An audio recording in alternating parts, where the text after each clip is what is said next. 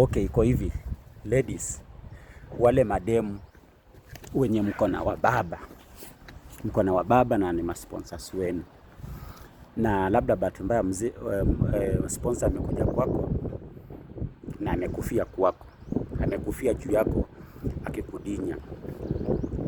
Fanya hivi, usiende polisi kuripoti na usiogope chochote na usiambie mtu, we nyamaza.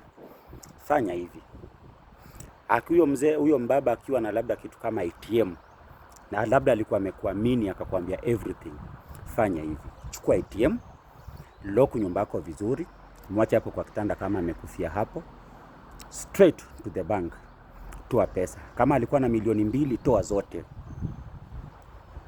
Ukishatoa hizo milioni 2 zote, enda supermarket, nunua kitu inaitwa fridge. Ukishanunua fridge, underline fridge, ile kubwa zaidi, nunua, enda nao kwa nyumba. Ukishafika kwa nyumba, mkatekate vipande ndogo ndogo vizuri, uweka kagunia na uweke kwa fridge. Ukishamaliza kuweka kwa fridge, Number 2, avoid watu wenye wanaitwa wageni.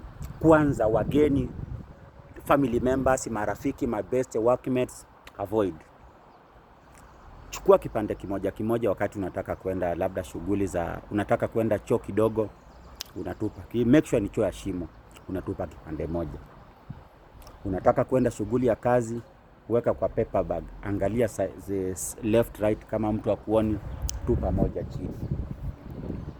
Na ita take time kidogo, inaweza kuchukua over 3 weeks. Maliza hivyo. Labda unataka kwenda kutembelea mtu wako yeyote, labda friend nini na nini, chukua kipande moja, tupa.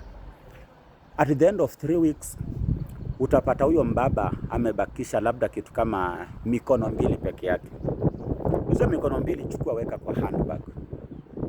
Labda unataka kupanda matatu, na make sure your handbag yenye umeweka haina any of your documents, haina any of your details, anything. Chukua, weka pale, jifanye ni kama umechizi. Chukua your handbag, tupa chini, enda shughuli zako, na make sure ukitupa mtu hakuoni. Wewe fanya hivyo my friend, utapata huyo mbaba vipande.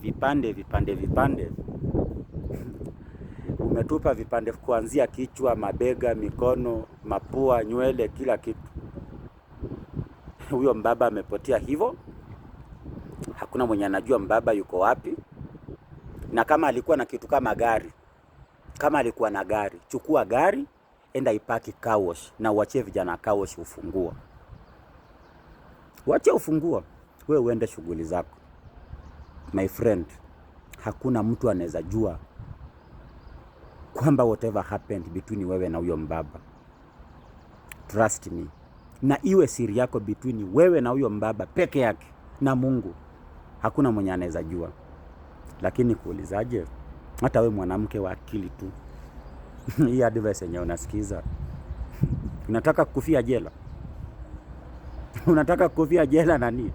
Try at your own risk. Ni kubaya.